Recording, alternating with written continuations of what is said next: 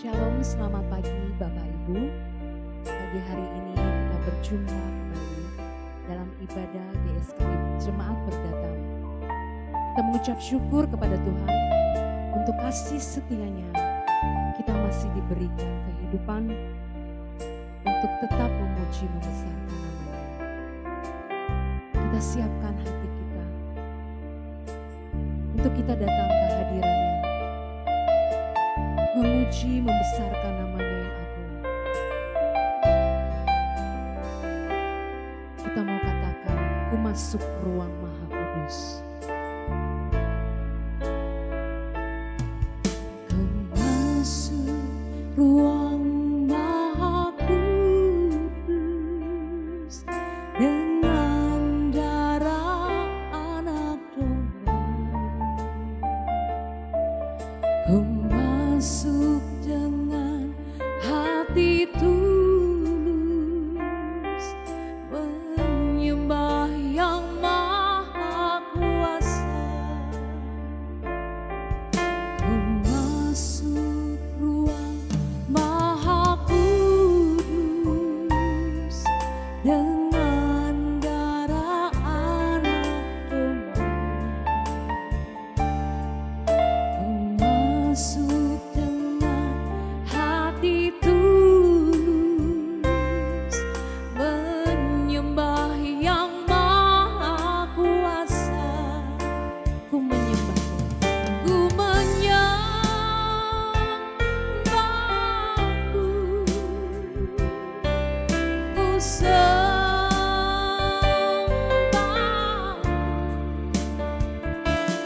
ku menyembah-Ku,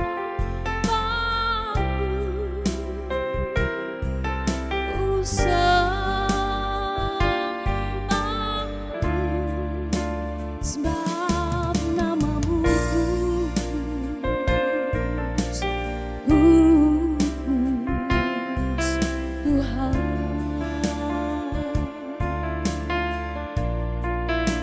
Pagi hari ini kami mau menyembah-Mu ya Bapa, menaikkan syukur kami ya Tuhan. Hanya Engkau ya yang layak ditinggikan. Kita katakan, ku masuk ruang Maha Kudus.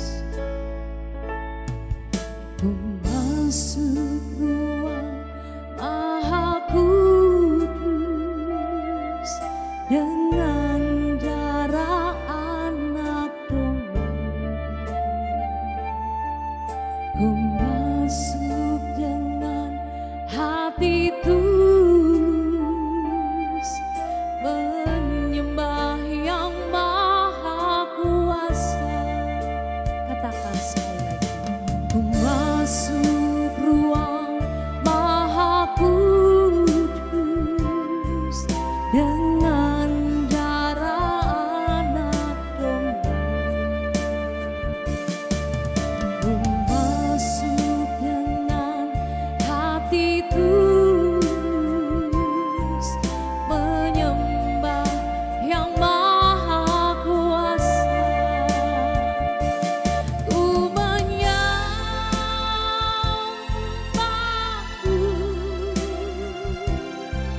ku sembah-Ku,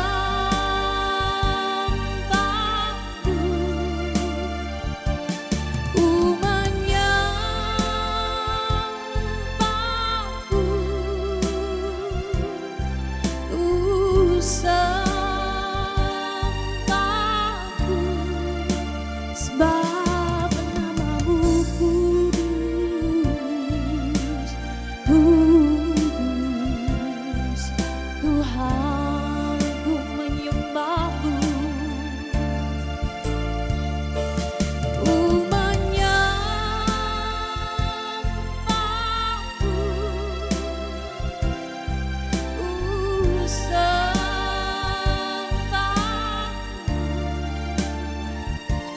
ku menyembah-Ku,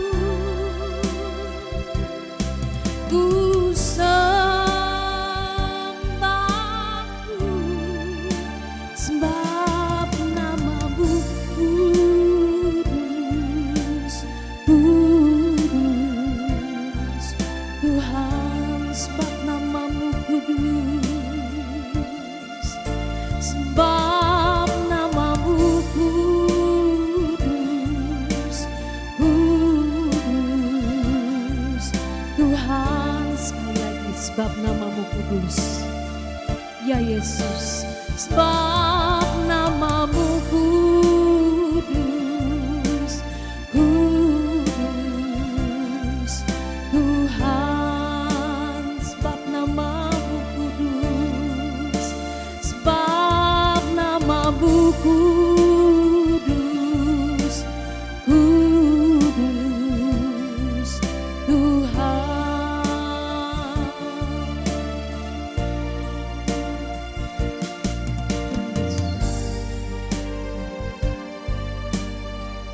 hanya Engkaulah Tuhan yang layak ditinggikan dan disembah. Layakkan kami ya Bapa, manusia yang berdosa ini Tuhan, memanggil Engkau Allah ya Bapa, karena Engkau kudus, Engkau mulia, Engkau agung. Oh Yesus, kami datang menyembah-Mu ya Tuhan.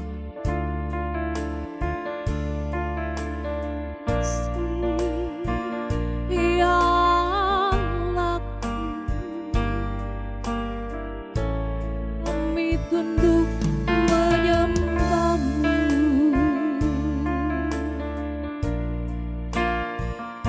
ditinggikanlah Engkau, Allah yang kudus, Raja yang mulia, Allah yang perkasa. Ditinggikanlah namamu. Haleluya, haleluya, haleluya. Sembah, sembah kami padamu, Allah yang kudus, Allah yang berkuasa, maha besar Engkau, Yesus. Haleluya, haleluya, haleluya. Kudus, kudus. Mari kita angkat pujian, ku menyembah-Mu. Ku menyembah-Mu, ku sembah-Mu,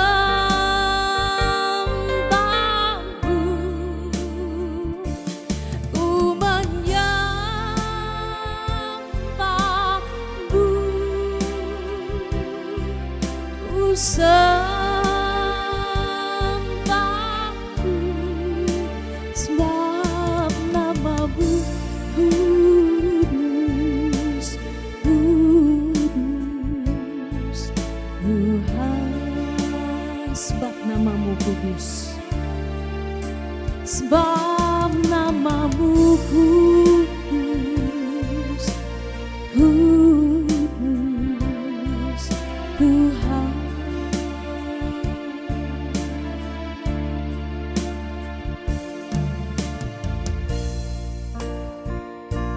terima kasih, terima kasih Yesus.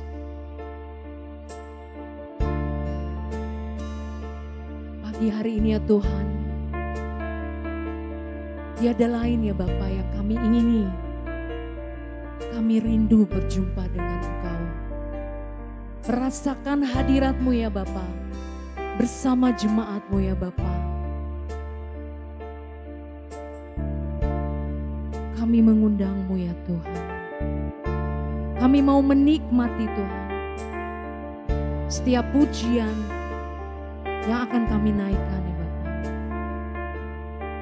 Dan kami juga menyerahkan Tuhan untuk hamba-Mu yang akan membawakan firman Tuhan pada pagi hari ini. Kau pakai hamba-Mu ya Bapa, agar lebih sempurna lagi Tuhan pagi hari ini kami menerima berkat daripada Engkau.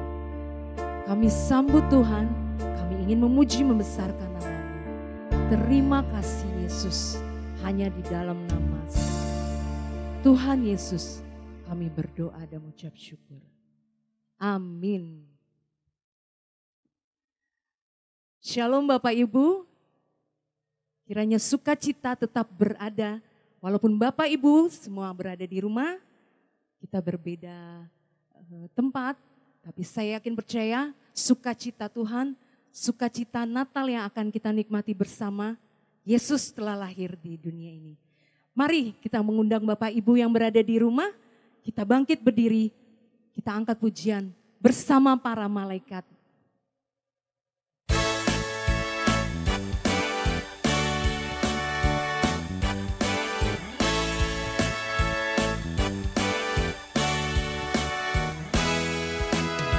Bersama para malaikat memuji Tuhan, meninggikan Raja atas segala raja.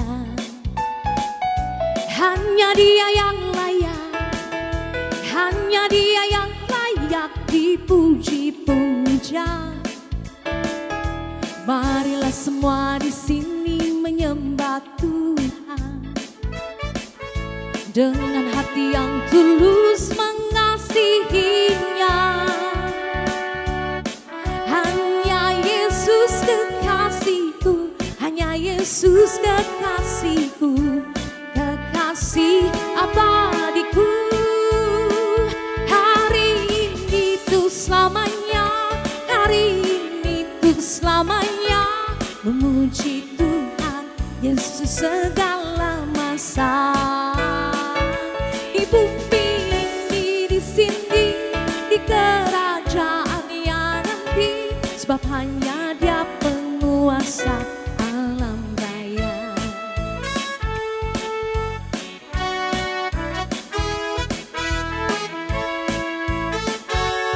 Katakan bersama para malaikat, bersama para malaikat memuji Tuhan, meninggikan Raja atas segala raja. Hanya Dia yang layak, hanya Dia yang layak dipuji-puja. Marilah semua di sini menyembah Tuhan dengan hati yang tulus mengasihinya. Hanya Yesus kekasihku, hanya Yesus kekasihku, kekasih abadiku. Hari ini untuk selamanya, hari ini untuk selamanya, memuji Tuhan Yesus segala masa. Di bumi ini, di sini, di kerajaannya nanti, sebab hanya Dia penguasa alam raya. Hari ini untuk selamanya, hari ini untuk selamanya, memuji Tuhan Yesus segala masa. Di bumi ini, di sini, di kerajaannya nanti, sebab hanya Dia penguasa alam raya. Sebab hanya Dia penguasa alam raya. Sebab hanya Dia penguasa alam raya. Haleluya, puji Tuhan. Sebab hanya Dialah penguasa alam raya. Kita masih tetap bersuka cita dan kita masih tetap bangkit berdiri. Kita naikkan pujian dari pulau dan benua.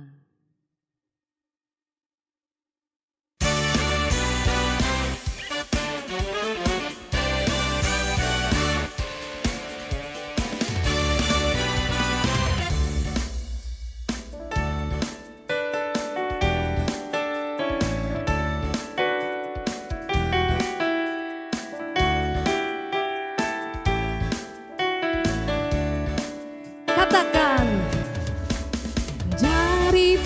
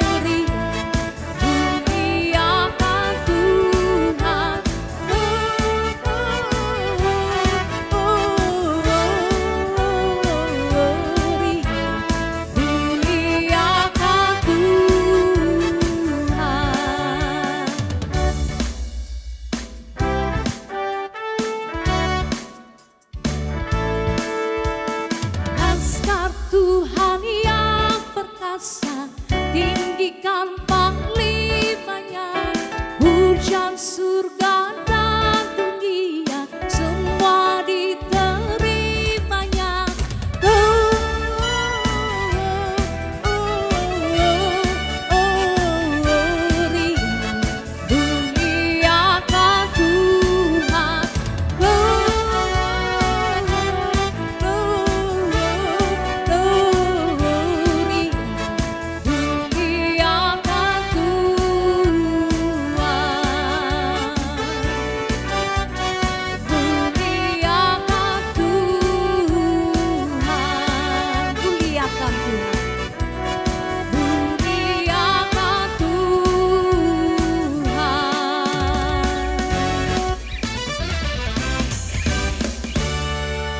Haleluya, muliakanlah nama Tuhan.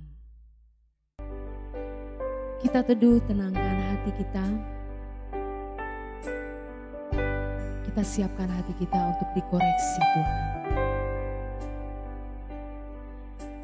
Tak ada yang lepas dari pandangan-Mu ya Tuhan. Engkau menyelidiki setiap kami, hati kami, kemanapun kami berada Tuhan. Terima kasih untuk penyertaan-Mu ya Tuhan.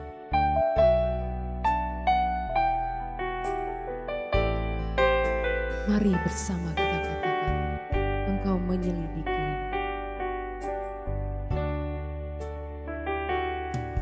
Tuhan menyelidiki jalan hidupku.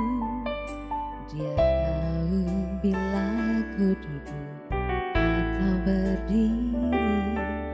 Dia mengerti dengan sempurna pikiran dan isi hatiku. Sebelum lidahku ini mengucapkan kata, sesungguhnya semua telah Kau ketahui. Dari belakang dan dari depan, Kau kurung segenap hidupku.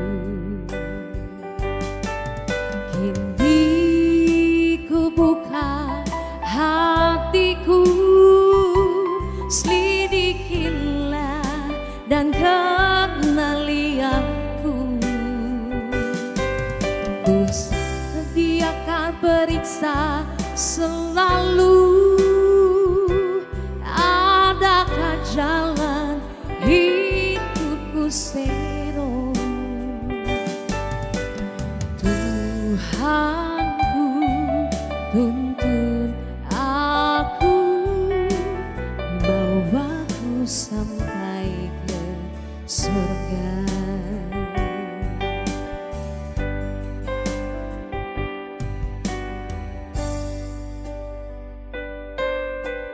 Kita katakan Tuhan menyelidiki. Tuhan menyelidiki jalan hidupku. Bila ku duduk atau berdiri, Dia mengerti dengan sempurna pikiran dan isi hatiku. Sebelum lidahku ini mengucapkan kata, sesungguhnya semua telah Kau ketahui. Dari belakang dan dari depan, Kau kurung segenap hidupku. Kini ku buka hatiku, selidikilah dan kenali aku. Ku sedia Kau periksa selalu, adakah jalan hidupku sero.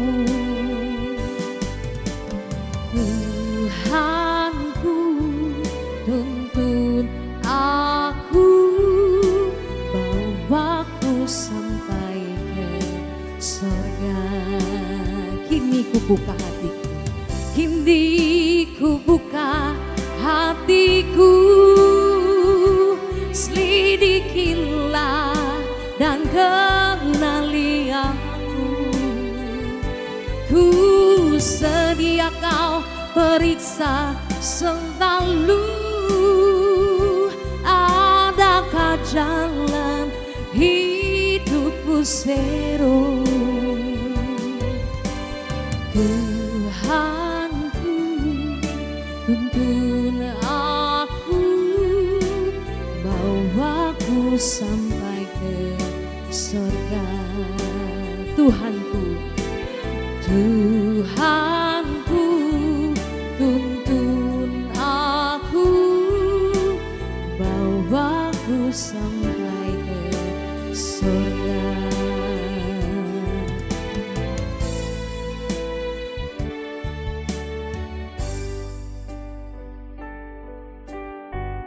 Kami siap mendengar firman-Mu ya Tuhan.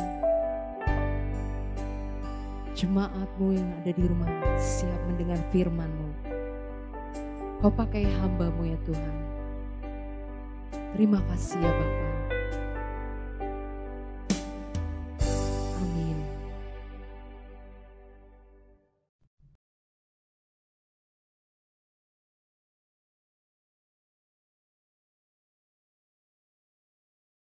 Shalom Bapak Ibu, Jemaat GSKI Perdatam. Tidak ada salahnya saya mengucapkan selamat Natal kepada Jemaat GSKI Perdatam dan Bapak Ibu yang mengikuti atau melihat siaran ini. Baiklah, mari kita berdoa sebelum kita mendengarkan firman Tuhan. Bapa, saat ini kami mau mendengarkan firman-Mu, berbicaralah kepada kami, supaya kami makin berkenan di hadapan-Mu. Urapi kami semua yang mendengar dan urapi anak-Mu yang berbicara. Terima kasih Tuhan, dalam nama Tuhan Yesus kami berdoa. Amin.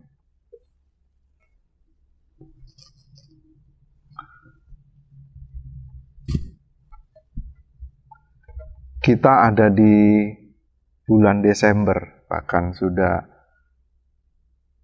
di akhir-akhir dari bulan Desember. Berarti umat Kristen bukan hanya di Indonesia tapi di seluruh dunia merayakan hari Natal.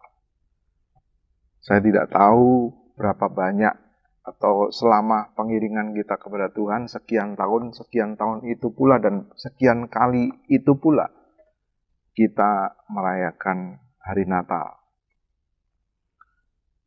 Dan hari ini saya akan membawakan firman Tuhan yang terambil dalam Matius 1 ayat 1.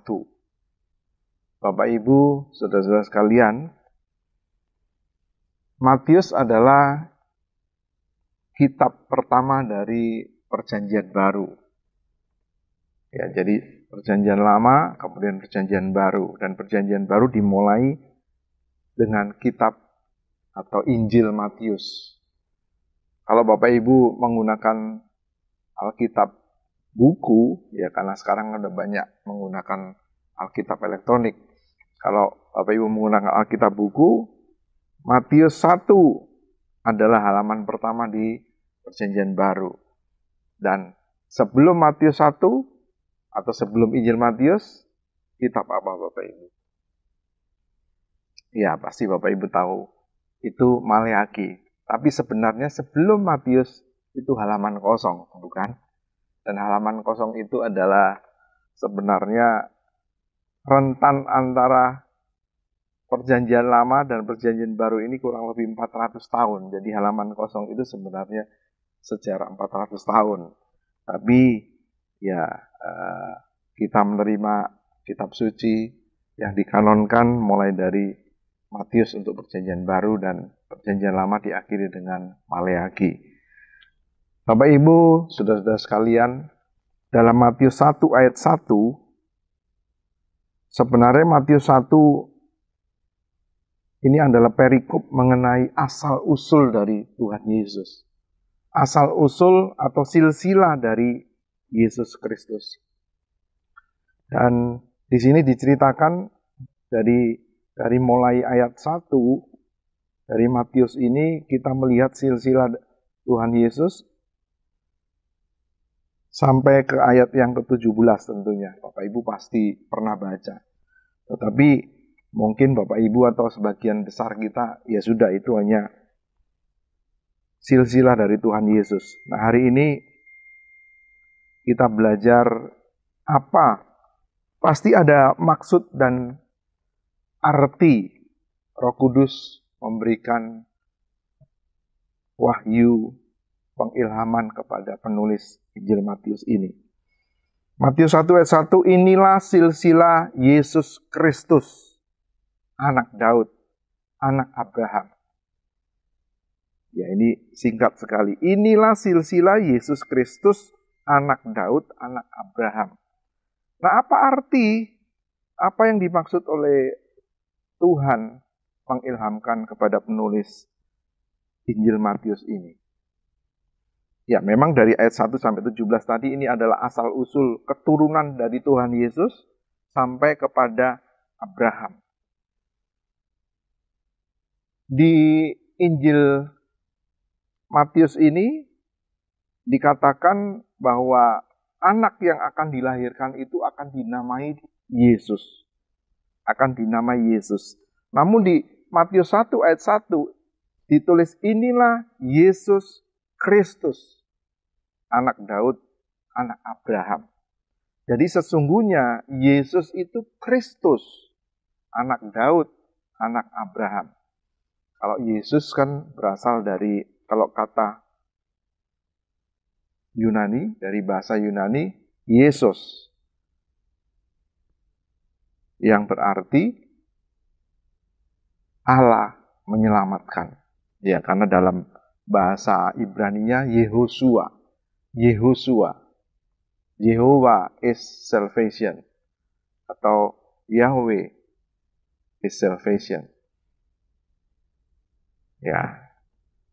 Nah, tapi di sini ditambahkan Yesus Kristus. Kristus dalam bahasa Yunani-nya Kristos.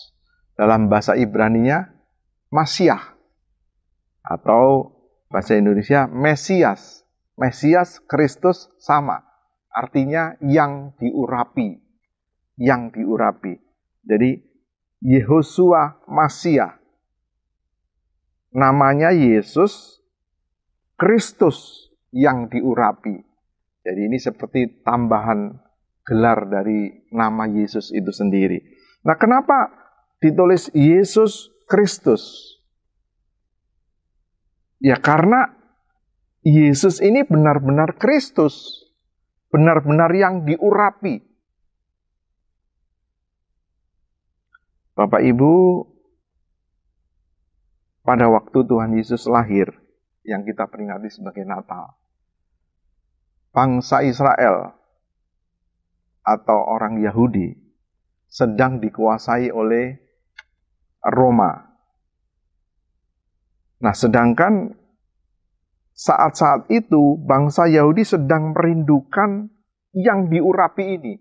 Sedang merindukan seorang Mesias, seorang Masiah, Mesaya, seorang Kristus yang diurapi. Dan Kristus ini diartikan sebagai raja yang akan memulihkan kejayaan kerajaan Israel Raya. Ya, khususnya itu sebabnya ayat ini Yesus Kristus, anak Daud, anak Abraham. Jadi Yesus yang diurapi ini merupakan penggenapan dan pewaris janji kepada Daud dan kepada Abraham. Yaitu kalau kita baca dalam 2 Samuel 7 ayat 16, keluarga dan kerajaanmu akan kokoh selama-lamanya di hadapanku. Tahtamu akan kokoh untuk selama-lamanya. Ini janji Tuhan Yesus. Maksud saya janji Allah kepada Daud menjanjikan bahwa keluarga Daud akan kokoh untuk selama-lamanya di hadapanku. Tahtamu akan kokoh untuk selama-lamanya. Padahal kenyataannya Israel, kerajaan Israel yang dipimpin oleh Daud, kemudian dilanjutkan Salomo, sebelumnya oleh Saul, lalu Daud dan Salomo. Setelah itu kerajaan pecah, utara dan selatan. Dan dua kerajaan ini akhirnya diserahkan Allah kepada musuh-musuhnya.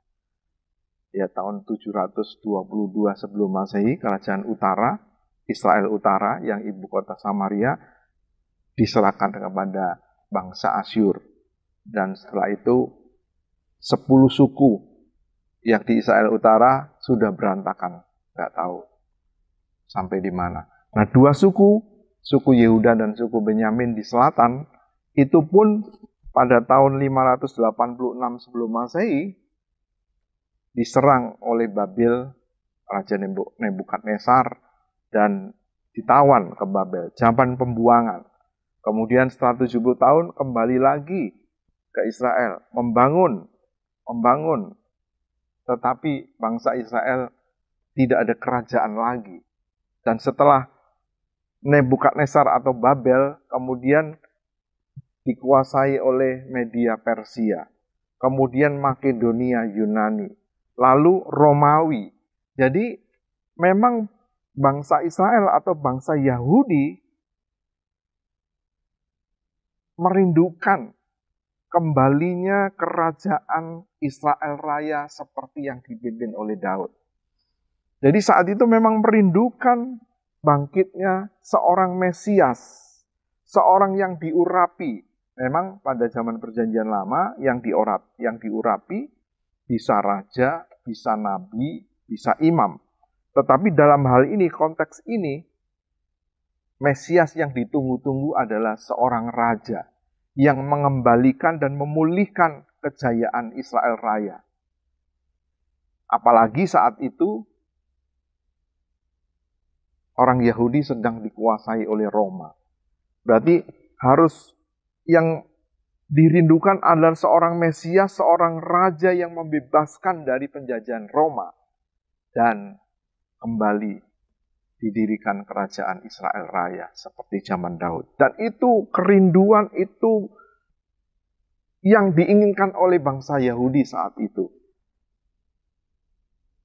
Nah, Tuhan mengatakan, Yesus inilah Kristus. Yesus inilah Mesias. Yesus inilah sesungguhnya yang dinanti-nantikan. Dan dia anak Daud. Ya, yang menggenapi janji Allah. Atau termasuk juga nubuatan. Dikembalikannya kerajaan yang kokoh. Tetapi tentu apa yang dimaksud oleh Allah berbeda dengan yang diharapkan oleh bangsa Yahudi. Bangsa Yahudi menginginkan kerajaan Israel kembali jaya seperti zaman Daud. Padahal yang dimaksud Tuhan Mesias yang diurapi bukan kerajaan yang di bumi ini, kerajaan nanti. Ya, oke, Bapak Ibu. Jadi Yesus ini adalah penggenapan janji kepada Daud. Demikian pula janji dan nubuat kepada Abraham. Itu sebabnya disebut juga anak Abraham. Dalam Kejadian 22 ayat 18, oleh keturunanmu lah semua bangsa di bumi akan mendapat berkat karena engkau mendengarkan firman-Ku. Nah, ini janji juga kepada, kalau tadi Daud berarti khusus kepada bangsa Yahudi, dan kalau Abraham kan Abraham sendiri Tuhan mengganti namamu bukan Abram lagi, melainkan Abraham, karena engkau telah kutetapkan menjadi bapa sejumlah besar bangsa. Jadi mewakili bangsa-bangsa.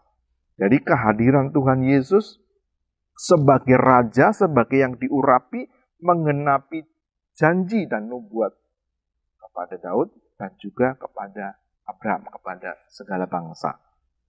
Ya Bapak Ibu, jadi kalau kita sekarang merayakan hari Natal, Tuhan Yesus bukan hanya sebagai bayi, tapi dia benar-benar raja. Itu sebabnya Bapak Ibu dalam kisah selanjutnya yang ditulis oleh Matius dalam Matius 2, maka kelahiran raja ini diceritakan. Seorang raja. Datanglah orang-orang Majus yang dipimpin melalui bintang itu dan sampai kepada istana Herodes. Lalu orang Majus menanyakan, di manakah seorang raja Yahudi yang dilahirkan? Ya, kenapa mampirnya ke istana Herodes? Ya, karena Herodes adalah raja Yahudi saat itu.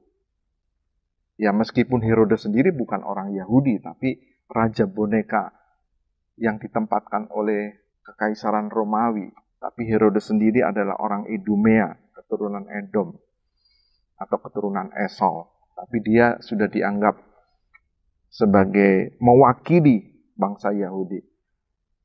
Jadi orang Majus juga tahu ini ada raja yang lahir, raja orang Yahudi yang lahir. Dan saat itu tentu Herodes kaget. Hah? Ada seorang raja Yahudi?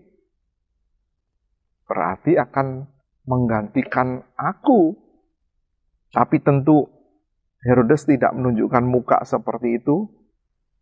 Herodes dengan liciknya, dia meninggalkan pesan kepada orang Majus. Kalau engkau sudah menemukan di mana raja itu ada, beritahu aku, supaya aku juga akan datang untuk menyembahnya. Ya, tentu ini rencana yang licik. Tapi sebelum itu Herodes juga menanyakan mengenai raja Yahudi ini kepada ahli-ahli Taurat. Dan ahli Taurat ini membenarkan kalau Bethlehem Efrata ini akan lahir Mesias, akan lahir Kristus, akan lahir seorang raja. Itu sebabnya Herodes jadi percaya. Bukan hanya karena datangnya orang Majus, tapi dikonfirmasi lagi oleh ahli-ahli Taurat. Jadi saat itu ada orang Majus yang tahu bahwa ada raja yang lahir, ada ahli-ahli Taurat yang tahu akan lahir juga raja Yahudi di Bethlehem, dan Herodes juga tahu. Nah, bagaimana sikap dari orang-orang yang tahu adanya raja yang lahir ini? Raja Herodes pasti terancam. Raja Herodes pasti tidak suka, meskipun pura-pura kepada orang Majus, kasih tahu ya, beritahu kalau sudah ketemu. Dan kita tahu pada akhirnya orang Majus tidak memberitahu, karena dia diberikan mimpi supaya melalui jalan yang lain. Dan Herodes marah karena merasa ditipu oleh orang Majus. Itu sebabnya Herodes melakukan pembunuhan bayi di bawah 2 tahun. 2 tahun ke bawah semua dibunuh. Karena dia tidak mau ada raja lahir. Raja ini harus dibunuh. Jadi sikap Herodes ini membunuh Yesus. Membunuh raja yang baru lahir. Tidak suka kalau ada raja yang lahir. Dan dia membunuh. Karena Herodes merasa terancam. Ini jelas-jelas orang yang memusuhi Tuhan Yesus. Jadi sikap yang pertama, Herodes ini orang yang memusuhi Tuhan Yesus. Sedangkan yang kedua, ada ahli-ahli Taurat. Ahli-ahli Taurat. Dia tahu kalau ada raja, ada Mesias yang lahir, yang sudah dinubuatkan. Tapi dia, ya acuh tak acuh. Ya kalau ia benar ya sudah. Tapi tidak ada keinginan untuk juga mencari. Ini sikap mungkin bisa dianalogikan atau digambarkan seperti orang-orang Kristen yang sudah percaya Tuhan. Tetapi mengenai kabar bahwa Yesus Raja ini ya biasa-biasa saja. Nggak ada antusias. Bagaimana menyikapi dengan benar Yesus sebagai Raja? Dan yang ketiga adalah orang Majus. Dari jauh. Ada yang memperkirakan ini dari Persia, ada yang memperkirakan ini dari Babel, atau bahkan juga ada yang memperkirakan ini dari negeri Tiongkok. Pokoknya jauh. Jadi kalau jalan ke Yerusalem pasti minimal berbulan-bulan. Minimal berbulan-bulan. Mungkin bisa bertahun-tahun. Yes, kita tidak tahu. Mungkin nggak bertahun-tahun ya. Berbulan-bulan sangat mungkin. Nggak mungkin beberapa hari. Tapi begitu antusias mencari raja ini. Dan dia memberikan yang terbaik. Mempersembahkan yang terbaik. Ini sikap yang ketiga. Bapak Ibu, tadi saya katakan bahwa Yesus itu adalah Mesias. Dan dalam perjalanan 3,5 tahun Tuhan Yesus di bumi ini, mulai dari murid-murid percaya kalau Yesus Mesias. Lalu ada orang-orang banyak juga percaya kalau Yesus ini Mesias. Tapi yang dipikirkan oleh murid-murid maupun orang-orang Yahudi yang percaya bahwa Yesus ini Mesias, tentunya Mesias seperti yang diharapkan bangsa Yahudi, Mesias politik yang membebaskan bangsa Yahudi dari penjajahan Romawi saat itu dan akan mendirikan kerajaan Israel Raya. Yaitu sebabnya beberapa kali Tuhan Yesus hendak diangkat jadi raja. Dan Tuhan Yesus menyisik atau tidak mau. Karena memang Tuhan Yesus bukan raja di bumi. Bukan raja di bumi. Dan itu pun ada dalam pikiran murid Tuhan Yesus, 12 rasul itu. Bahkan pada waktu Tuhan Yesus sudah bangkit, sudah disalib, mati, bangkit, lalu sebelum naik ke sorga, murid-murid masih bertanya, Tuhan, kapan Engkau memulihkan kerajaan Israel? Jadi sampai Tuhan Yesus bangkit pun, murid-murid percaya Yesus itu Mesias, raja yang ditunggu. Tapi dalam pikirannya masih mempercayai bahwa Tuhan Yesus raja di bumi, Mesias untuk memulihkan kerajaan Israel di bumi. Nah, suatu saat pada waktu Tuhan Yesus hendak diangkat jadi raja, Tuhan Yesus mengemukakan sebuah perumpamaan yang ditulis. Kebetulan ini ditulisnya Injil lain, Injil Lukas, bukan di Matius. Injil Lukas 19 ayat 11 sampai 27. Kalau secara ringkas, Tuhan Yesus mengemukakan seperti ini. Ada seorang bangsawan hendak pergi jauh, ke negeri jauh, untuk dinobatkan menjadi raja. Lalu sebelum bangsawan ini pergi, dia memanggil hamba-hambanya, 10 hamba-hambanya, dan memberikan masing-masing 1 mina. Jadi ada 10 mina yang diberikan. Lalu raja ini pergi ke negeri yang jauh dan ia dinobatkan menjadi raja. Dan orang-orang sebangsanya tidak mau bangsawan ini dinobatkan menjadi raja. Padahal dinobatkan juga di negeri jauh. Tapi ada sekelompok bangsanya sendiri ini tidak mau dinobatkan menjadi raja. Lalu bangsawan ini kembali dan mulai ketemu dengan hamba-hambanya ini. Yang telah diberikan masing-masing 1 mina. 1 mina ini ukuran uang yang cukup besar. Kira-kira 100 dinar. Sedangkan 1 dinar itu upah 1 hari. Jadi kira-kira berarti upah 3 bulan. Ya, hamba-hamba ini diberikan 1 mina. Hamba yang pertama mempertanggungjawabkan, Tuhan, ini 1 mina yang Engkau berikan sekarang sudah menghasilkan 10. Ya, karena dikembangkan, dipakai untuk berdagang. baik sekali hambaku, engkau setia dalam perkara yang kecil. Ini 10 kota diberikan. Lalu hamba yang kedua, Tuhan ini 5 mina. 1 mina yang engkau berikan ini menghasilkan 5. Baik, diberikan 5 kota. Lalu ada 1 hamba, Tuhan, 1 mina yang Tuhan berikan kepada kami, aku simpan. Dan ini saya kembalikan, tetap 1.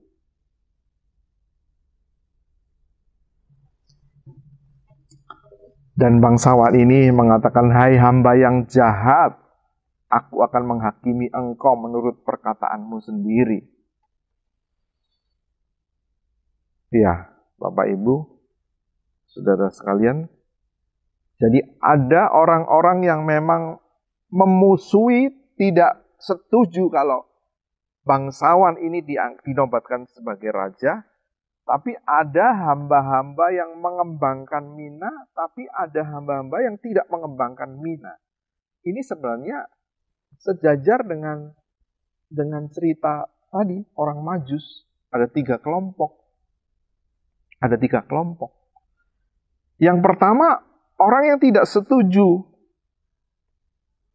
Dalam perumpamaan ini, bangsawan ini adalah analogi dari Tuhan Yesus sendiri. Yang dinobatkan menjadi raja, tapi di negeri yang jauh. Jadi memang bukan di bumi, di negeri yang jauh. Dan sekembalinya, baru meminta pertanggungjawaban hamba-hambanya. Jadi kelompok yang pertama adalah orang yang tidak mau. Bangsawan ini yang tidak mau Yesus ini menjadi raja. Sama dengan Herodes tadi. Dalam kisah kelahiran Tuhan Yesus. Dan yang kedua, hamba yang tidak mengembangkan mina yang diberikan tadi. Yang hanya disimpan di sapu tangan.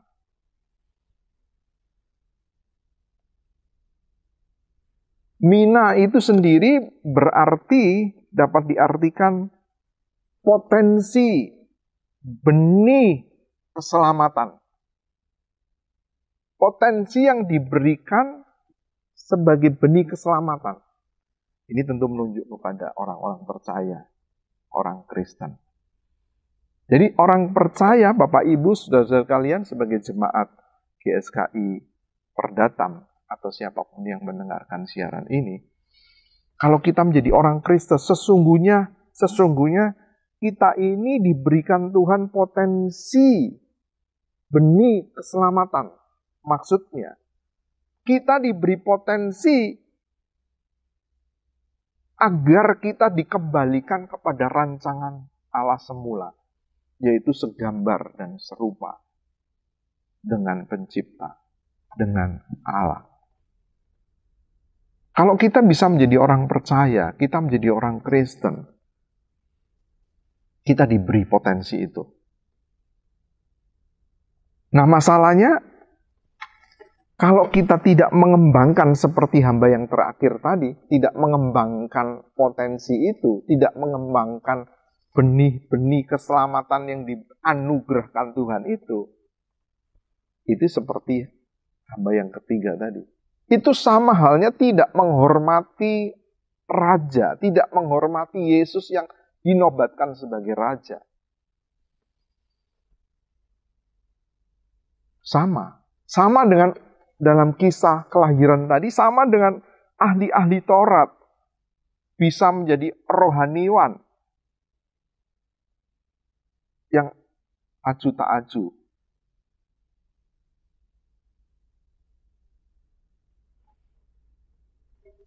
Bapak Ibu, kalau kita jadi orang Kristen, kita sudah menerima kebenaran-kebenaran, apalagi kita sebagai jemaat GSKI, ada banyak kebenaran yang kita sudah terima. Tapi kalau kita tidak mau memperjuangkan potensi kita, benih keselamatan yang ditaruh dalam diri kita, firman Tuhan yang kita udah dengar, kebenaran-kebenaran yang kita udah terima di gereja kita. Dan kita santai-santai saja, tidak mau berjuang. Oh ya udah, aku percaya. Udah, memang GSKI itu top firman Tuhannya. Hanya begitu saja. Itu sama halnya kita tidak menghormati. Sama halnya kita tidak memperlakukan Yesus itu sebagai Raja. Bapak Ibu. Seharusnya seperti hamba-hamba yang pertama dan yang kedua dan yang lain-lain mengembangkan. Ada yang mengembangkan jadi 10, jadi 5, mungkin ada yang jadi 4, jadi 3. Yang penting kita kembangkan secara maksimal. Nah, bagaimana mengembangkan secara maksimal? Ya kita berjuang, Bapak Ibu. Berjuang. Karena kita diberikan potensi. Kalau kita menghormati Yesus itu sebagai Raja, sama seperti orang Majus, kita memberikan yang terbaik bagi Raja. Atau juga sama seperti Maria. Ketika diberitahu malaikat bahwa ia akan hamil, akan mengandung dari Roh Kudus,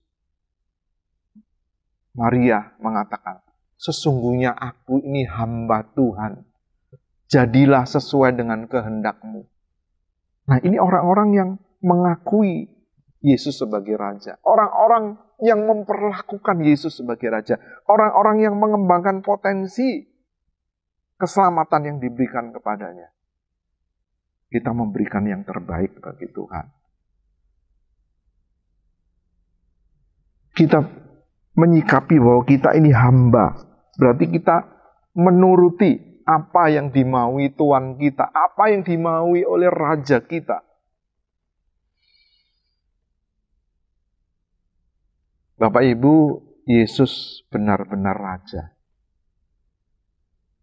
Jadi kalau kita memperingati Natal setiap tahun, nah untuk Natal tahun ini, jangan hanya menganggap Yesus itu hanya sebagai bayi terus.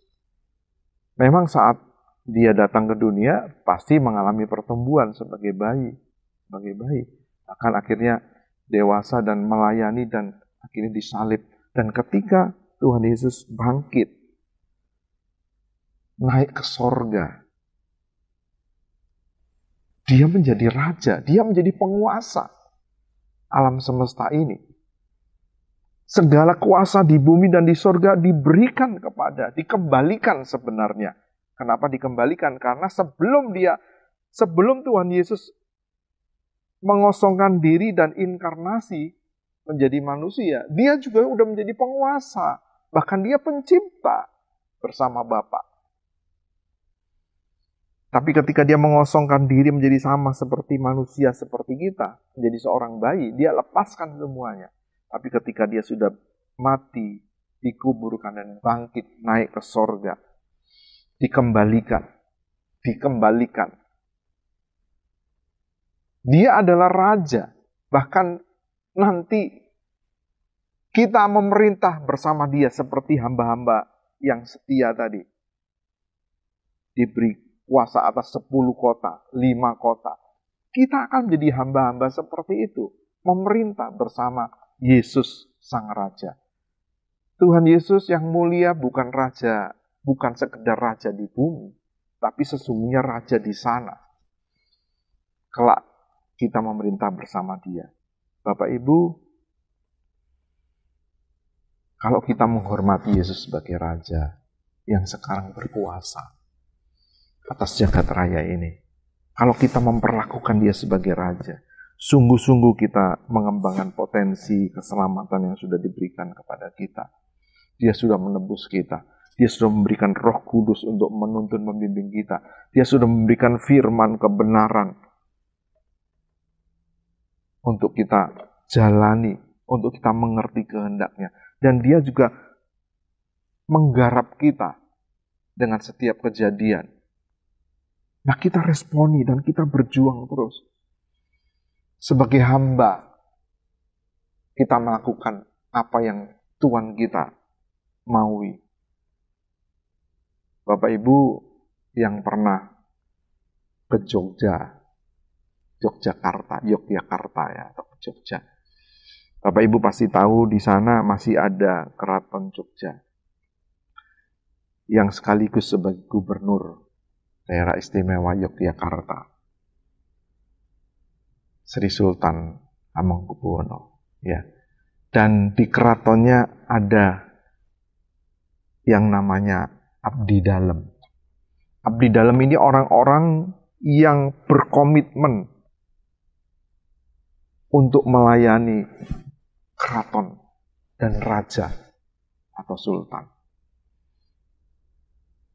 Kalau ketemu rajanya atau sultannya, sungkem-sungkem. Ya, nggak berani menatap bahkan. Menghormati. Dan hidupnya diserahkan untuk untuk keraton, untuk kerajaan, dan untuk rajanya. Dia nggak mikir lagi masa depannya. Dia serahkan sepenuhnya. Seharusnya kita menjadi orang percaya, orang Kristen, nggak ada kepentingan kita lagi.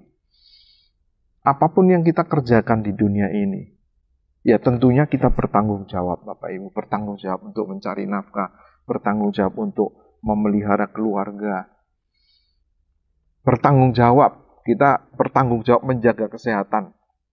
Tapi ingat, apapun yang kita miliki, itu kita abdikan kepada Sang Raja. Dan kalau kita menghormati Raja kita malu kalau kita hidup tidak sesuai dengan yang dikehendaki Raja. Apa yang menjadi keinginan kehendaknya. Kita malu kalau kita berbuat dosa, apalagi terikat dengan dosa-dosa. Ya Bapak Ibu, jadi kalau kita mau memperlakukan Yesus sebagai Raja, sungguh-sungguh kita mau berjuang terus untuk mengembangkan potensi kita. Bapak Ibu sudah diberikan potensi. Anugerah keselamatan. Ayo. Kita terus berjuang. Dan itulah penghormatan kita. Dan pengakuan kita bahwa Yesus itu Raja. Raja dalam hidup kita. Yang memerintah kita. Bukan hanya di bumi, tapi nanti kelak di sana. Masalahnya kalau di bumi kita tidak memperlakukan Yesus sebagai Raja, tidak mungkin di sana, di langit baru dan bumi yang baru, kita mengakui Dia sebagai Raja dengan sesungguhnya, bukan sekedar perkataan. Memang setiap lutut akan bertelut, setiap lidah akan mengaku Dia Tuhan, Dia Raja. Tetapi apakah kita nanti bersama Raja itu memerintah? Ya Bapak Ibu, jadi Yesus Kristus adalah Raja, Kristus, Mesias, anak Daud dan anak Abraham.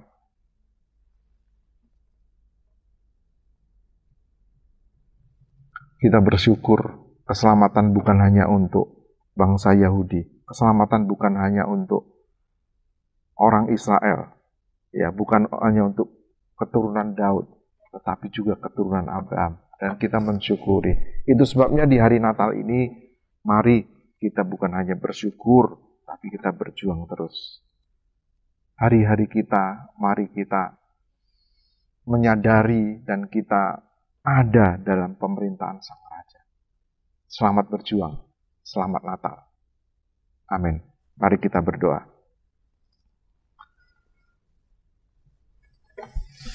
Bapa di surga, terima kasih untuk firman-Mu yang mengingatkan kembali Tuhan.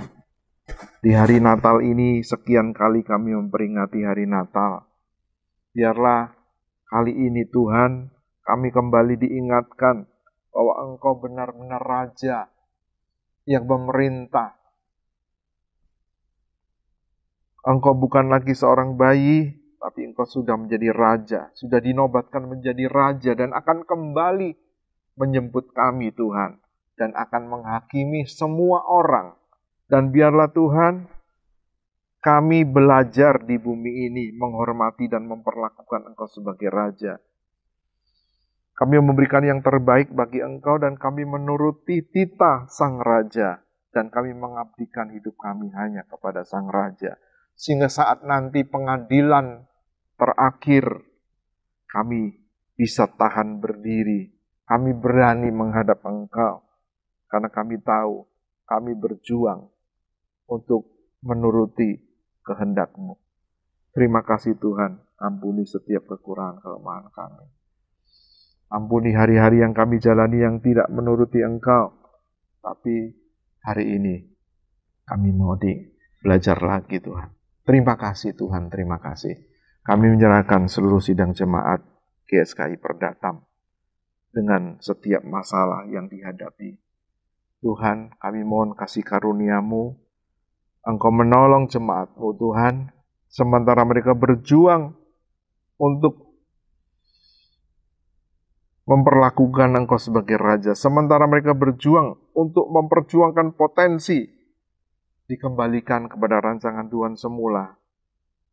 Biarlah Tuhan menyertai masalah-masalah yang dihadapi. Masalah ekonomi, masalah kesehatan, sakit penyakit. Kami menyerahkan dalam tangan-Mu. Tuhan buka jalan, Tuhan lakukan yang terbaik. Dan Engkau tidak pernah berubah. Terima kasih Tuhan, terima kasih. Saudara-saudara sekalian, terimalah berkat dan anugerah yang besar dari Allah Bapa kita di surga. Kasih sayang dari Tuhan Yesus Kristus dalam persekutuan Roh Kudus menyertai kita semua. Mulai saat ini, bahkan sampai selama-lamanya. Dalam nama Tuhan Yesus Kristus, kami berdoa. Sama-sama kita katakan, amin. Amin. Puji Tuhan. Sampai ketemu.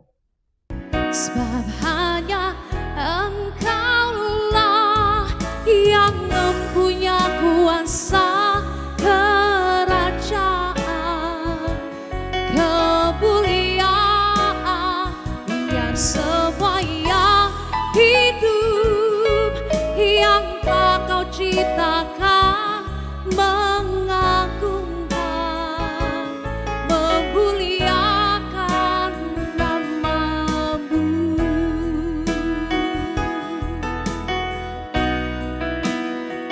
Sebab hanya Engkaulah yang mempunyai kuasa kerajaan, kemuliaan, dan semua yang hidup yang telah Kau ciptakan, mengagungkan, memuliakan nama-Mu. Mengagungkan, memuliakan nama-Mu. Mengagungkan, memuliakan nama-Mu.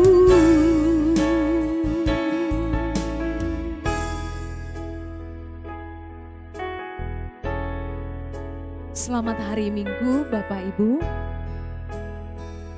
Dan kami mengucapkan terima kasih untuk Bapak Ibu yang sudah memberikan persembahan setiap minggunya. Biarlah kasih Tuhan tetap menyertai Bapak Ibu dan memberkati.